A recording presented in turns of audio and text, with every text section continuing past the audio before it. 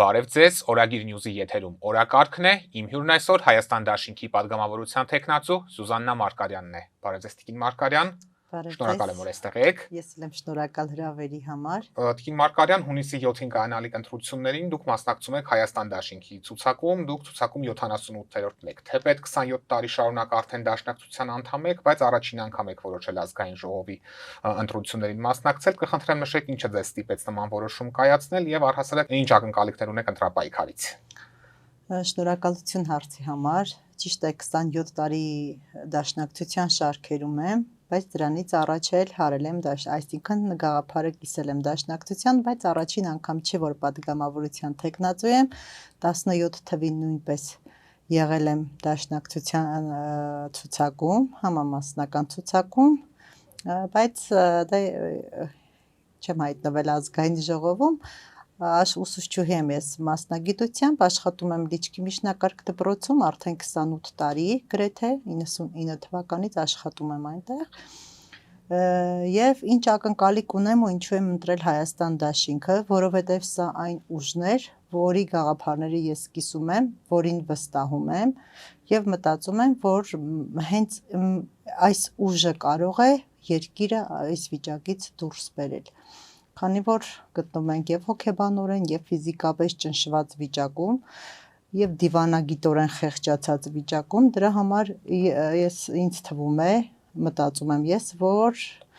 ավելի շատ Հայաստան Դաշինքը կարող է միասնական իր թեկնածուներով կարող է երկիրը այս վիճակից դուրս հանել։ Իսկ առավելապես այստեղ առաջնորդի գործոնն է ընկած, թե Հայաստան Դաշինքի կազմում ընդգրկված կուսակցությունների, այդ թվում Դաշնակցությանը։ Դե ամեն մեկը իր կարևորությունն ունի այստեղ, որովհետև միանշանակ մեկ հոգով հնարավոր չէ, երբ որ առաջնորդը ուժեղ է, գաղափարակիցները նույնպես կարողանում են աջակցել կողքից, իհարկե սա ուժը ավելի է հզորանում։ Ինձ թվում է, որ կարող ուժեն, դաշնակցությունը բազմիցս է ապացուցել դա, որովհետև իր ապրած կյանքով, տարիների փորձով, իր մարդկանցով, ովքեր որ եղել են դաշնակցության մեջ, սկսած Հնժդեհից, այդ գաղափարը կիսողներից,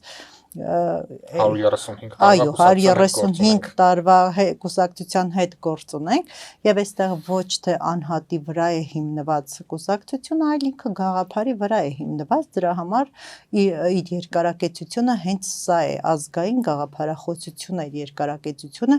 իսկ մենք բոլորս գիտենք, որ անհատի վրա հիմնված կուսակցությունները երկար կյանք չունեն։ Բազմաթիվ նման օրինակներ Հայաստանի պատմության մեջ տեսել ենք, որ մեկ անձը հենց դուրս է գալիս քաղաքականությունից, կուսակցությունը այլևս գոյություն չի ունենում։ Եվ այստեղ եւ առաջնորդի արդեն փորձը կա եւ կուսակցության եւ նրա մեջ ներառված մարդկանց փորձը, ուժը, ազգային մտածողությունը ամենակարևորը։ Եթե ընտրությունների արդյունքում հայտնվեք խորհրդարանում կամ օրինակ Հայաստան Դաշինքը իշխանության մաս կազմի, որոնք են լինելու ձեր առաջնահերթությունները, ինչ ծրագրեր եք փորձելու կյանքի կոչել առնվազն սկզբնական փուլում, որոնց մասին այս պահին կարող եք նշել։ Շատ լավ հարց եք տալիս, Դավիթ ջան։ Ես ասեմ, որ ինձ համար առաջինը կարևոր է անվտանգությունը։ Եթե անվտանգ չես, ոչ մի գործողություն դու չես կարող կատարել։ Հետո կրթությունը, հետո արդեն նոր մարզային զարգացումները։ Այս 3 կետերը ես նշեմ, հետո շարունակենք, անդրադառնանք հերթով։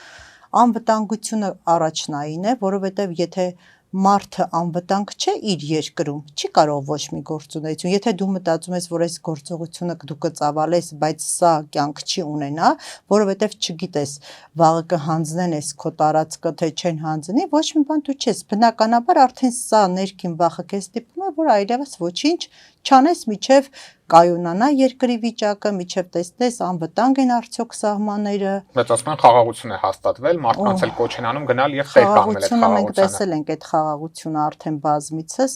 18 թվից տեսնում ենք, որ ամեն անգամ իրենց խաղաղության կոչերից հետո ցավոք սրտի լինում է պատերազմ։ Եվ այդ պատերազմի հետևանքները երևի թե յուրաքանչյուր ընտանիք իր վրա կրել է Հայաստանում։ Եվ ֆիզիկապես, եւ հոգեպես, եւ հայրենազրկմամբ մենք բոլորս ենք տեսել այդ հետևանքները։ Ցավոք։ Եվ մյուս ուղղություններով արդեն Եվ մյուս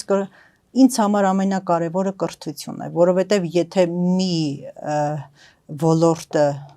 թույլ է ուղակը ոչինչ, սա կարող ենք վերականգնել նորից լրացնել, թեկուզ ներկրելով ինչ որ գյուղատնտեսություն է, չնայած որ չեմ բա ես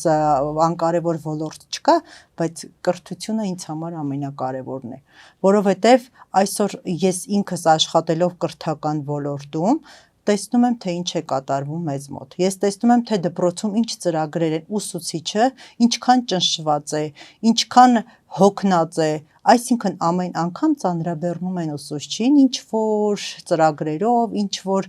լրացումներով on-line, այդ այն որ ուսուցիչը թողած իր բուն գործը, իր բուն գործառույթը զբաղված է չգիտես ինչերով։ Եվ կարևորը ինձ համար, որ այսօր ցավոք պիտի նշեմ, որ դպրոցում ազգային կրթությունը ոտնահարված է։ Այո։ Այն ինչը որ ասենք արգելված է ռազմահայրենասիրական ինչ որ միջոցառումները կատարել, հայրենասիրական միջոցառումներ կատարել, իհարկե սա Պարտիաներն են հեռացվել դպրոցներից։ Ի պատիվ մեր դպրոցի պետք է ասեմ, որ մեր դպրոցում չի հեռացվել ու չի հեռացվի ինձ թվում է, որովհետև գյուղերում դեռ այդ ազգային մտածողությունը ոնց ասեմ, նաև այս թասիբի պահը կա, էլի ոնց կարելի է, ոնց որ այս սրանից ելնելով միգուցե սրանից ելնելով, բայց շատ տեղեր քաղաքներում մենք տեսնում ենք, որ ենթարկվում են, սա ոչ թե մեղավոր են հանողները, այլ այն վերևից հրաման տվողները, այն որ ասում է ոչ թե պիտի մենք մեղադրենք այդ ներքևում կանգնած մարդուն, ով ենթակա է, այլ պիտի մի հատ վերևից նայենք, ինչի համար է այս մարդը հանում, երբ որ ուրեմն հրամանը ստացել է վերևից, պետք է այն որ ասում է ձուկը գլխից է նեխած, պետքի համար ասված մեծ հաշվով։ Այո, այս մեծերը որ ասել են, մեր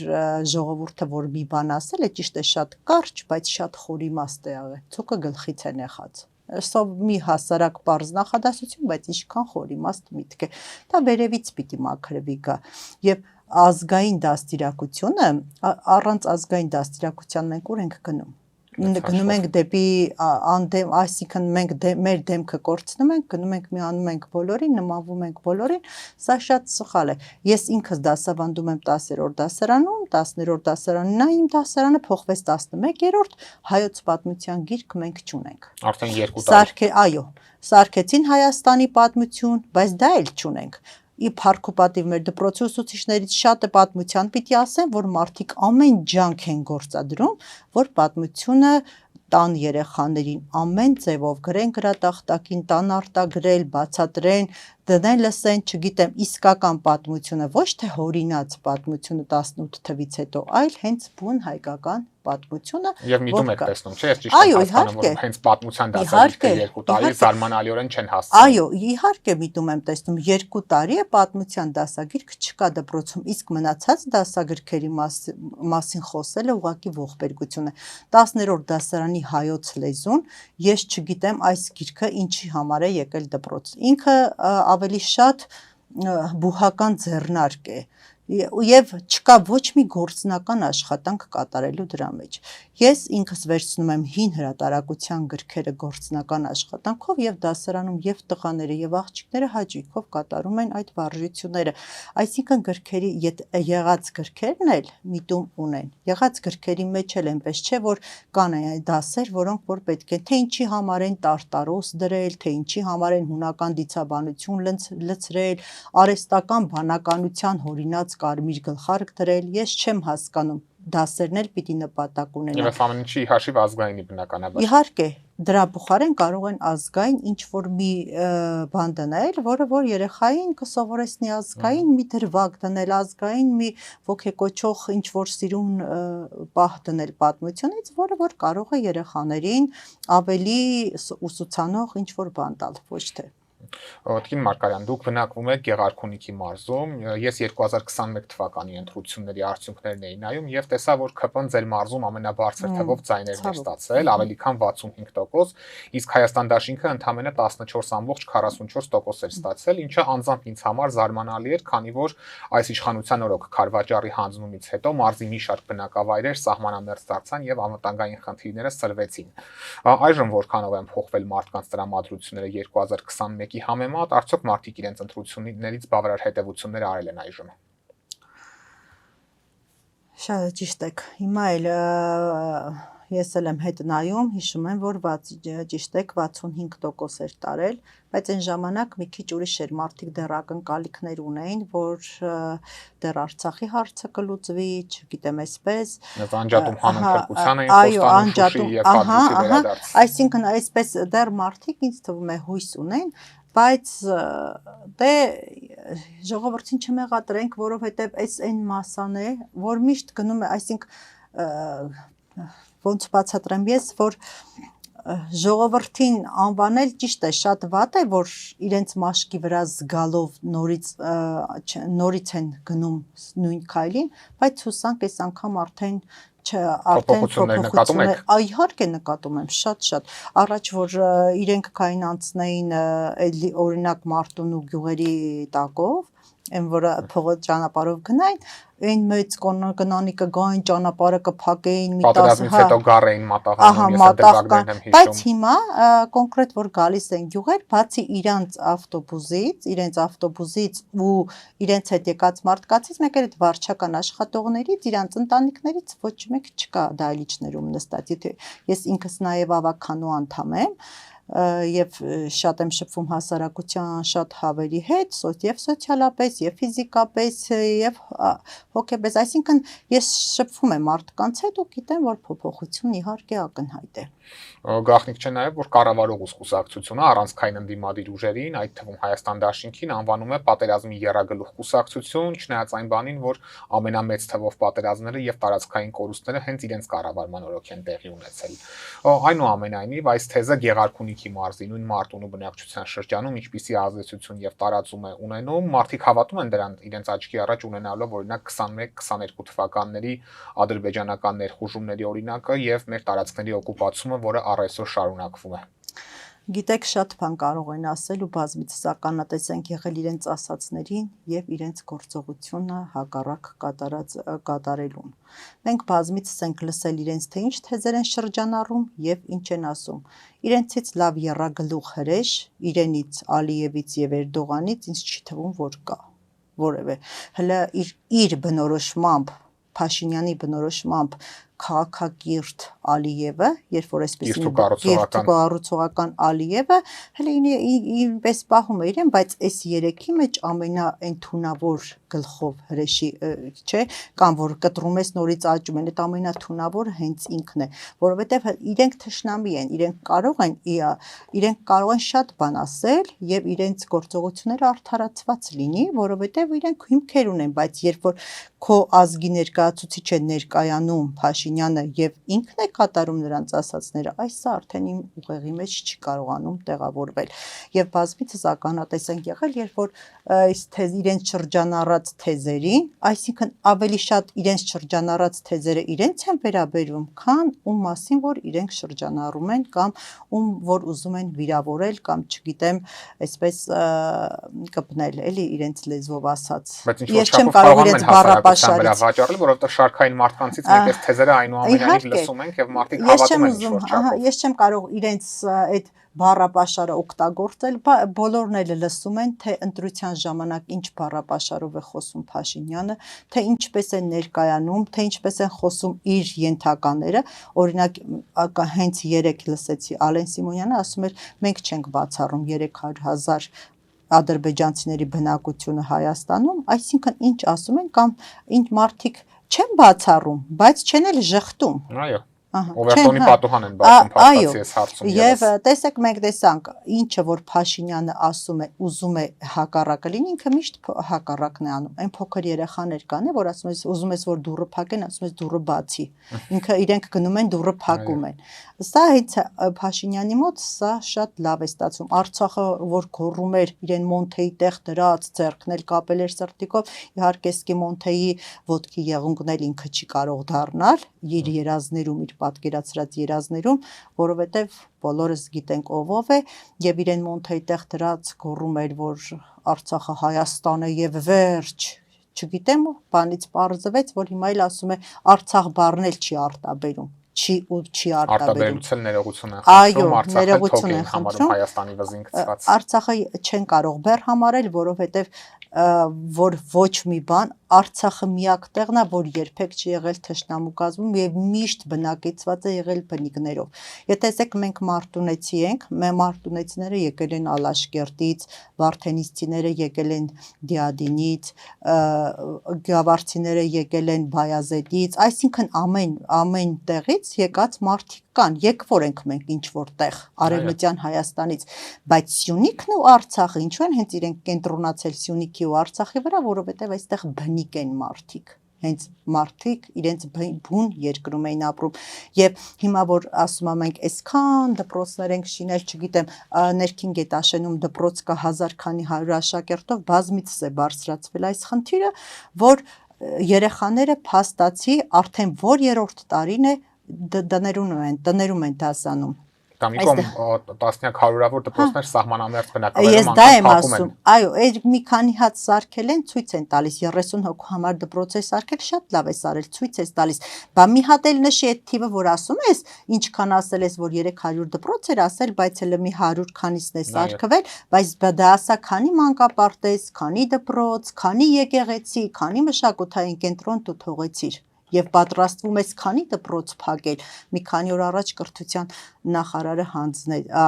հայտարարեց սա որ ասաց որ մենք փակելու ենք չգիտեմ ավելի հետո կտրամադրենք մեր ավտոբուսներ որ երեխաներին տանեն հետ բերեն չէ այսպես չի ընկերներ որ նշում եք նաև նշեք թե բայց չգիտես ինչու չի երևում հանձնածները չգիտես ինչու երևում է այդ մի հատ կարմիր դեղին ներկած դպրոցները եւ դպրոցների փակումներն էլ նպաստելու են սահմանամերձ գյուղերի դատարկմանը որովհետեւ եթե դպրոց չկա բնակչությունը աստիճանաբար արտագաղթելու է ականատես եմ եղել իմ փոքր դուստրը աշխատում է on-line աշխատում է Գոմքի դպրոցում սահմանամերձ գյուղում որտեղ տարի աշակերտների թիվը պակասում է մենք ինքներս եղել ենք Գոմքում գնացել ենք այցելել ենք դպրոց տեսել ենք աշակերտներին հրաշալի մարդիկ հրաշալի աշակերտներ բայց ցավոք պիտի պայմաններ ստեղծես դպրոցը կա այնտեղ էլ բայց այնտեղ էլ դու պիտի պայմաններ ստեղծել որ մարդը կարողանա ճանապարհը շատ վատ է միջև բարձրանում ես մի ժամ 20 րոպե բարձրանում ես միջև հասնում ես Գոմքի դպրոց պայմաններ էլ է պետք որ ժողովուրդը ապրի Սա ցավոտ հարց է եւ ոնց կարող է Արցախը ադրբեջանական լինել երբ իմ տատս Ադրբեջանից ավելի մեծ է ոնց կարող է լինել իսկ Ամարասի դպրոցը առաջին դպրոցը որը որ հիմնել է Մեսրոպ Մաշտոցը Ամարասում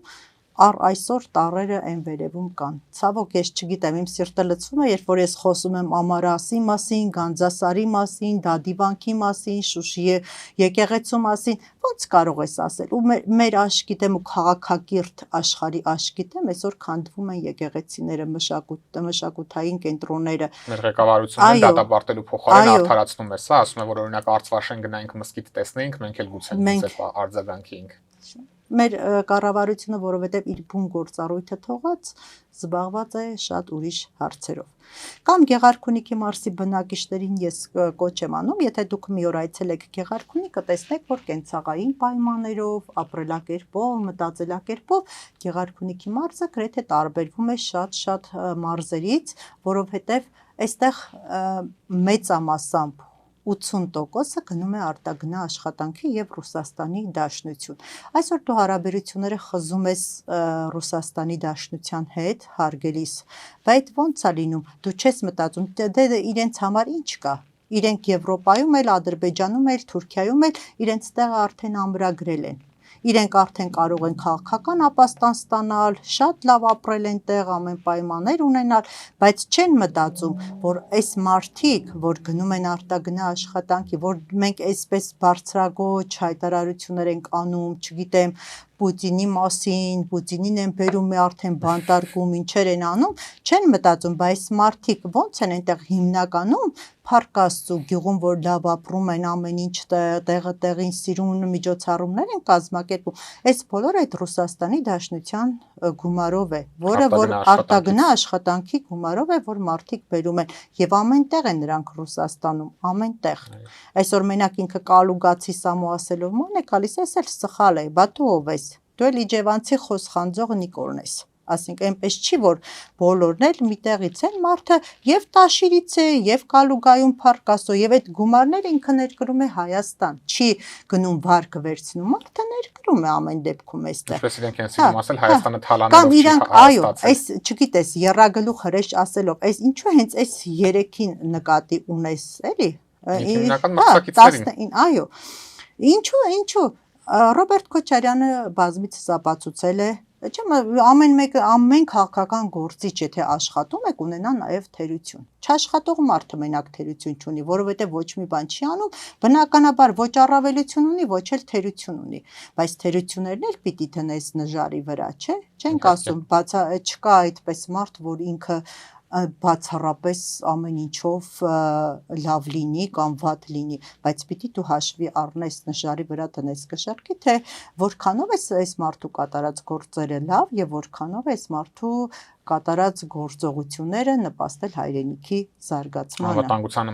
անվտանգության մակարդակը, այո Մարդը եկավ ավերված երկրի վրա, ես այն սերունդն եմ, որ եւ անցել ես ամեն ինչի միջով, այսինքն եւ սովետի աշակերտ եմ եղել, եւ մութ ու ցուրտ տարիներն եմ տեսել, այս ամեն ինչը, բայց նաեւ տեսել եմ հաղթանակած սերունդ։ Ցավոք սրտի այսօր ինչն է փոխվել հերոսների, այս երեխաների մեջ հերոսների պատկերացումն է փոխվել։ Եթե մեր ժամանակ մենք մեզ համար հերոս էր Աղբյուր Սերոփը, Գևորգ Չաուշը, Անդրանիկը, Քերին, Սևքարեցի Սաքոն, այսինքն մի ամբողջ սերունդ ով պայքարել էր Արևմտյան Հայաստանի ազատագրման համար եւ այդ փոքրաթիվ խմբերը կարողացել էին ահուսարսափի մեջ պահել սուլթանական Թուրքիային Սուլթանին ու Թուրքիային էլ հետ ամբողջ ազգային անվտանգությամբ ապա այսօր հերոսները փոխվել է այսօր հերոսները դարձել է ախր չեմ հիշում այն Ռուստամ կամ մի հատ է ախր չեմ հիշում ես դրանց անունները որ մի հատ ասում է որ թող մեր ու մանուկ մեռնեին չգիտեմ ինչ բայց հա նման երևույթները անգամ իսում արվանիք որ մենք եթերում ցիտենք այո ես չեմ էլ ուղղակի ուզում եմ ասեմ որ շատերի համար այսօր հենց Նիկոլի ընտրազանգվածի համար սրանք հերոս են Եվ դա պետական մակարդակով է գալիս, պետական մակարդակով հայտարարում են, որ զոհվել են, որ մենք լավ ապրենք։ Կին կար, չէ, սրանք հերոս են, փաստացի սրանք, բայց ինձ համար հերոսը առ այսօր էլ դեռ մնում է Դուշման Վարդանը, Թաթուլ Կրպեյանը, Մոնթե Մելքոնյանը, Լեոնիդ Ազգալդյանը, Շահեն Մեղրյանը, սրանք են ինձ համար հերոս։ Օդի Մարկարյան, դուք ուսուցիչ եք եւ երկար տարիներ դասավանդում եք դպրոցում, կխնդրեմ ներկայացնեք Հայաստան Դաշինքը ինչ ծրագրեր է նախատեսում իրագործել կրթության բնագավառում եւ օրինակ ինչ առաջարկներ ունեք ձեր գոլեգա ուսուցիչներին, ովքեր այս իշխանության կողմից մշտապես անտեսված են եղել, իսկ ատեստավորման եւ աշխատավարձերի բարձրացման գործող համակարգը նույն ուսուցիչների շրջանում լուրջ դժգոհություններ է առաջացրել, ես որքանով տեղյակ եմ, շատ քչերն են կարողանում օգտվել այս համակարգից եւ բարձրացնել իրենց աշխատավարձերը։ Նախ կրթությունը պիտի լինի առաջնային եւ անվճար։ Հայաստան Դաշինքը այս կետը ունի իր ծրագրերում եւ առաջնային պետք է լինի, որպեսզի բոլորը հնարավորություն ունենան կրթություն ստանալու։ Մենք էլ են սերունդն ենք եղել, որ շատ ժամանակ ինքնակրթվել ենք։ Մենք 15000 կտոր գիրք ունենք եւ շատ ժամանակ դրանով հետո ակամած միջև որ առ այսօր մենք կրթվում ենք դեռ այնպես չի որ կրթություն ասելով այդ թղթին են նայում բայց ամեն դեպքում կրթությունը շատ կարևոր է մարդու համար կրթությունից է կախված ազգային մտածողության զարգացումը, երկրի բարելավումը, երկրի առաջ խաղացումը, եթե կրթություն չկա, եթե մարդը չգիտի իր այբուբենը անգամ դպրոցն ավարտում է, բայց չգիտի այբուբենը, այսա ողբերգություն է իրականում։ Եվ Հայաստան դաշինքը իր ծրագրում ունի անվճար կրթություն, ուսուցիչների արժանապատիվ աշխատավարձ, ոչ թե տանես մարդը կրթություն ստացել է արդեն, դիպլոմավորվել է դրա համար, մարդը եկել է տարիների փորձ ունի, 28, 30, 40, 50 տարի աշխատում է դպրոցում, դու այսօր այս մարդուն ուղարկում ես, ասում ես գնա, մի հատ ատեստավորվի, ես տեսնեմ քո գիտելիքները ոնց է, բա ով պիտի Ժանա Անդրեասյանին ատեստավորի, ինձ շատ հետաքրքիր է, ով պիտի մի հատ ատեստավորի իրեն, բա մենք ոնց իրեն ատեստավորենք, էլի։ Ով միլիոնավոր դրամների պարգևավճարներ է ստանում եւ հայտարարում է, որ Նժդեհը նացիստ է, ազգային մտածողություն է, ինչ սրա համար է պարգևատրվում մարդը, հա, միլիոնավոր պարգևավճարներ սրա համար է ստանում։ Իսկ ուսուցիչների վարձատրության մասով ինչպիսի առաջարկ ունեք։ Ուսուցիչների վարձատրության պահով իհարկե որ սխալ է այս ատեստավորումը, 45 րոպե ուսուցիչը դասարանում աշխատում է։ Այնպես չի, ամենայն հարգանքով բոլոր ատեստավորված ուսուցիչների հանդեպ պետք է ասեմ, որ մնացած ուսուցիչներն էլ նույն գործողությունն են կատարում։ Եվ ասեմ ավելի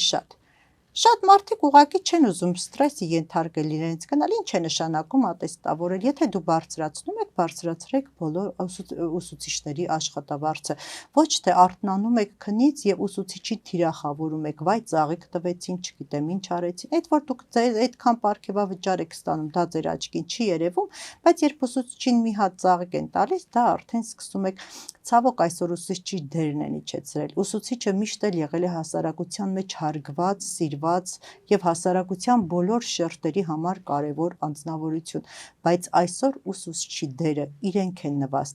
նվաստացրել, իրենք են իջեցրել ուսուցչի դերը եւ ինձ թվում է, որ Հայաստան դաշինքը ունի ծրագրի մեջ այս կետերը, որ բարձրացնում է ուսուցչի հեղինակությունը, ուսուցչի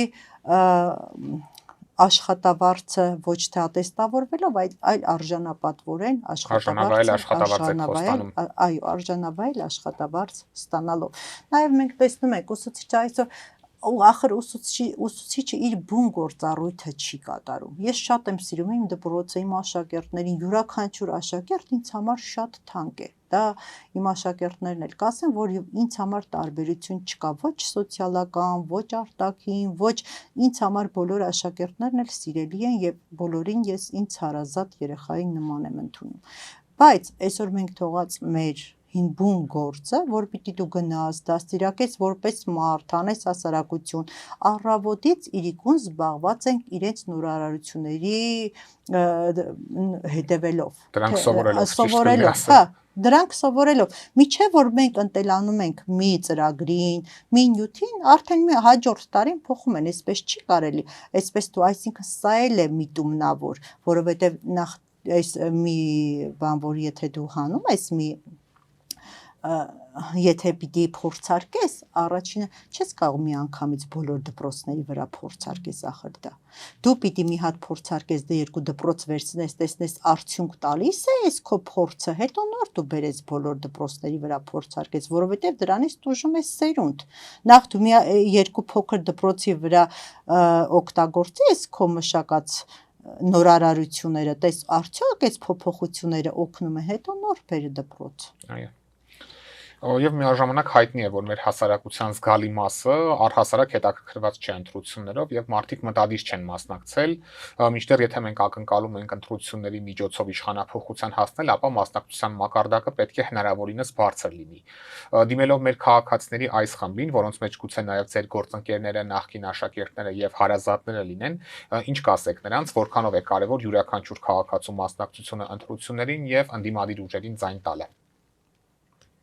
Մարդիկ հիմնական, գիտեք, աշխարհում ամենավատ բանը որն է, անտարբերությունը։ Երբ որ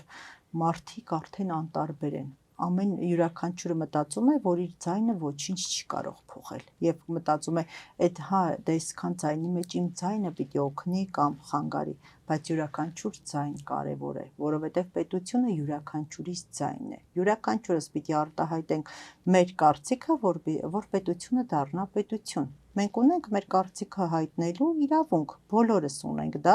եւ անտարբեր լինել քո երկրում կատարվող գործողությունների հանդեպ դա շատ սխալ է, այսինքն այն երևույթները, որոնք կատարվում են մեր շուրջը եւ մենք անտարբեր լինենք, սխալ է։ Հիմա ընտրությունը համընկնում է այն ժամանակաշրջանի հետ, այն ժամանակահատվածի հետ, երբ որ շատերը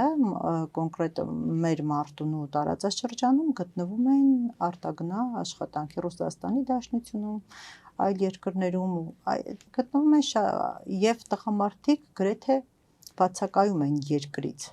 18 տարեկանից ու բարձր մի մասը բանակում է ծառայում, մի մասը Ռուսաստան է եւ ցավոք այստեղ մնում է քիչ տոկոս, բայց այս քիչ տոկոսից էլի անտարբերություն կա, ես կոչ կանեմ բոլորին եւ իմ աշակերտներին եւ իմ ծանոթ մարդկանց, որպեսզի նրանք անպայման մասնակցեն ընտրություններին, բարձրացնեն իրենց ձայնը, կապ չունի ինչպես, բայց թող մասնակցեն, տան իրենց քվեն նրան, ում ուզում են, բայց չմասնակցելը նշանակում է նորից ջուր լցնել Փաշինյանի ջրաղացին։ Օրինակ ես շատ քաղաքացիներից լսում եմ, ինձ համար ինչ տարբերություն է, այնտեղ Փաշինյանը նստած կլինի, թե մեկ ուրիշը իմ կյանքում որևէ բան չի փոխվելու։ Այս մարդկանց ինչպես բացատրենք, որ իրենց ընտրությունը առանցքային է։ Այս մարդկանց ինչպես բացատրենք, ասում եք ինչպես 28 տարի ես աշխատում եմ դպրոցում, ես մշակում եմ իմ հողը, ես վարում եմ իմ տնտեսությունը, այնպես չի, որ իմ կյանքում եւ ապրել եմ Լևոն Տեր-Պետրոսյանի, ասեմ, սկսեմ այնտեղից Սովետի թվից, Լևոն Տեր-Պետրոսյանի, Քոչարյանի, Սերժ Սարգսյանի ժամանակահատվածում, հիմա ցավոք Փաշինյանի եւ հաղթանակ տեսած սերունդ եմ, եւ պարտություն տեսած սերունդ եմ, մենք այն սերունդն ենք, որ կարողա սոված նստեինք, սոված 90-ական թվերին, կամ իջնեինք 12-13 տարեկան երեխա փայտ բերեինք վառեինք, բայց շատ ուրախ ենք, որովհետև Շուշի էր ազատագրվում, որովհետև Քարվաճառ էր ազատագրվում, որովհետև Հադրութ էր ազատագրվում, եւ սա մեզ լիցքավորում էր, ել մենք ոչ սովածություն էինք զգում, այսօր Փաշինյանը ցավոք ժողովրդի մակարդակը իջեցրել է ստամոքսային ու ոնց ինքը իր գիրքը գրել է, այդպես էլ ժողովրդին է հրամցնում դա։ Չեք տեսնում, ու սա էլ երևի միտում ունի, որ այդպես ուտում է, ես չգիտեմ, անհակ ուտում է այդ մարդը ու չի կշտանում, անընդհատ ծամում է, այսօր էլի տեսանյութ կար, որ մի կին ուզում է սեղանից բան վերցնի, ձեռքով խփում է ձեռքին, որ հանկարծ չվերցնի, ես չեմ հասկանում սա ինչ է նշանակում, միգուցե սա էլ իրենց ծրագրի մեջ կա, որ իրենք ազդեն այս մարդկանց հոգեբանության վրա, որ ասեն տեսեք, նորմալ է, հա, որ ուտում է ձեռքերը քամակի վրա մաքրում է, չգիտեմ, էլի կան այսպես բաներ, որ կամ այսպես ճպճպալով ծամում է, կամ այնտեղ կոպեկ է ուզում, որ սուրճ հանի, բաներ կան, որ ամեն դեպքում ղեկավարը պիտի ղեկավարի դիրքում մնա, ես չեմ պատկերացնում մեկ ուրիշ երկրի ղեկավար, որ այսպես ցածր կամ ցածր բաներ կան, էլի։ Եվ ամփոփելով մեր զրույցը, Տիկին Մարգարյան, ձեր գնահատմամբ ինչ է սպասվում Հայաստանի Հանրապետությանը եւ մեզ բոլորիս, եթե այնուամենայնիվ Փաշինյանին հաջողվի հունիսի 7-ին վերարտադրվել ու եւս 5 տարի ղեկավարել մեր երկիրը։ Ինձ թվում է, որ այլևս դա չի լինի, որովհետեւ անընդհատ ժողովուրդը չի կարող սխալվել, հատկապես երբ իր մաշկի վրա արդեն զգացել է այսքան երկար տարիների ցավը, դառնությունը, տարածքային կորուստը, պատերազմները, մենք տեսնում ենք այրված զինվորներ, հանձնված տարածքներ, ինքը թիվը, երբ որ թիվը նշում են, չգիտենք, այս մարդը հիստերիայի մեջ են գնում, եւ այս մարդու հիմնական թիրախը կիրթ մարդիկ են, եթե ուշադրություն եք դարձնում, ինքը հիմնականում կիրթ մարդկանց վրա է հարձակվում, երբեք չեք տեսնի, որ այն անգրագետ չասեմ, ամեն մարդ իր չափով մարդ է, բայց չեք տեսնի, որ այդ իր մասայից քան իրեն փաթաթվեն, պաչեն կամ մի բան ասեն ու ինքը հարձակվի, իր հիմնական թիրախը հենց Արցախն ու խելացի մարդն է, խելացի հայն է, ինքը չի կարողանում տանել եւ շատ վաղուց հենց աշխարհում Եվրոպայից սկսած աշխատում են կիրթ հայերի վրա, տեսեք 15 թվին ես ընդամենը մի դարը նշեմ, չգնամ ովսես խորենացուց սկսեմ ու գամ, բայց այս ընդամենը 100-120 տարվա մեջ մենք ինչքան խելացի մարդիկ են կորցրել, թուրքերի թիրախ ովքեր էին։ Առաջին հերթին մտավորականությունը, սերուցքը։ Եթե ես 20 լիտր կաթ կթեմ կովից ու տնեմ ու անընդհատ մի 4-5 օր այդ սերը քաշեմ, այնի կմնա շտուկը պետք է տամ խոզերին, չէ՞, շիճ ու կարտելերին չի ա պետք ոչ մի բանի։ Եվ այսքան դար աշխատում են, բայց փառք Աստծո, դեռ մենք կանք, մենք եղել ենք, մենք կլինենք, տեսեք 15 թվին տարան գլխատեցին այնտեղ Գրիգոր Զոհրաբ, ուզում են այսօր չգիտես ինչեր փաթաթեն այս մարդու գլխին, բայց Գրիգոր Զոհրաբը մնում է Գրիգոր Զոհրաբ, մի քանի մասնագիտությամբ, մարդը սխալվեց, բոլորս 18 թվին սխալվեցինք երիտուրքերին, հիմա էլ քեմալական պայմանագիր, ինչ տարբերություն, նույն ծրագրերը երիտասարդների ոչնչացում, տեսեք ինչքան սերունդ պիտի տար այս երիտասարդները ծաղկուն շրջանում, մենք ծերացող երկիր ենք և երիտասարդներին տանել կոտորել այսպես, սա առնվազն ցեղասպանություն չէ, բա ինչ է։ Մեծ հաշվով Գրիգոր Զոհրաբ, Դանիել Վարուժան, Սիամանթո, Երվանդոտյան եւ այնտեղ լիքը Ռուբեն Սևակ, բոլոր անուններ, որոնք ոչ թե մեկ մասնագիտություն, այլ մի քանի մասնագիտություն ունեն, ովքեր կարող էին իրենց կյանքը փրկել, բայց ովքեր գերադասեցին քայլել իրենց ժողովրդի առջևից եւ չլքել նրանց։ 37 թվինում տարան գնդակահարեցին մտավորականության, աքսորեցին, գնդակահարեցին 90 թվին որ սերունդը գնաց զոհվեց, իհարկե ոչ այն սերունդը, որ սեղանի տակից թաքուն հետևում էր Վարդան Դուշման, Թաթուլ Կրպեյան, նորից այն մասան, կիրթ, խելացի ազգային մտածողությամբ և ով զոհվեց, ով էլ չզոհվեց, իրենք զոհեցին,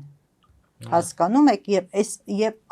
այսօր, մենք այսօր Փաշինյանը ինչ քաղաքականություն է վարում, ինչքան խելացի մարդ կա բանտում են, կամ Բաքվի բանտում են, կամ Հայաստանի բանտում են, և սա ինչ է նշանակում, որ ինքը ուղղակի կատարում է Ալիևի և Էրդողանի երազանքը, իրենք հրճվանքով նայում են, թե ինչպես է Փաշինյանը կատարում, Փաշինյանի ձեռքով ինչպես են շագանակները դուրս գալիս կրակից։ Երբեմն ավելի էնտուզիազմով, քան իրենց պահանջողներն է։ Այո, հենց ամենացավալին դա է, և մենք միշտ ենք ունեցել, աշխարհի երևի ոչ մի ազգ չունի այդքան դավաճան, ինչքան հայը, մեծ հաշվով, ոչ մի պատմության մեջ դու չես տեսնի, որ Նժդեհի նման մարդուն աքսորեն, հետո նոր դարձնեն Նժդե, հետո նոր ապրեն հետո ցիտեն մարդիկ, այնպիսի մարդիկ ցիտեն Նժդե, որ ընդհանրապես Նժդեի հետ աղերս չունեն։ Շնորհակալ եմ Տիկին Մարգարյան հետաքրքիր զրույցի համար, հաջողություններ եմ մաղթում քարոզարշավի հետագա ընթացքում։ Ես եմ շնորհակալ Դավիթ ջան հրավերի համար և կոչ կանեմ բոլոր ընտրողներին, կապ չունի Գեղարքունիքի մարզից, Տավուշի մարզից, Վայոց ձորի մարզից, Սյունիքի մարզից, բոլոր մարզերից, թող գնան ընտրության, թող իրենց քվեն չկորչի, անպայման գնացեք ընտրության, կոչ եմ անում ինձ ճանաչող, ինձ հարազատ մարդկանց, որ գնան ընտրության։ Շնորհակալ եմ։ Եվ ինձ թվում է, որ մենք կկարողանանք իրենց ասած ճակերտավոր, որ մեզ են վերագրում, եռագլուխ հրեշի վերջը տանք, Հայաստանը ծաղկեցնենք և գնանք դեպի մեր Մասիս սարը։ Լավատես լինենք։ Շնորհակալ եմ։ Այո, լավատես։ Օրակարգն այսօր այսպիսին էր, այն ամփոփեցինք Հայաստան դաշինքի падգամավորության թեկնածու Սյուզաննա Մարգարյանի հետ։ Կհանդիպենք։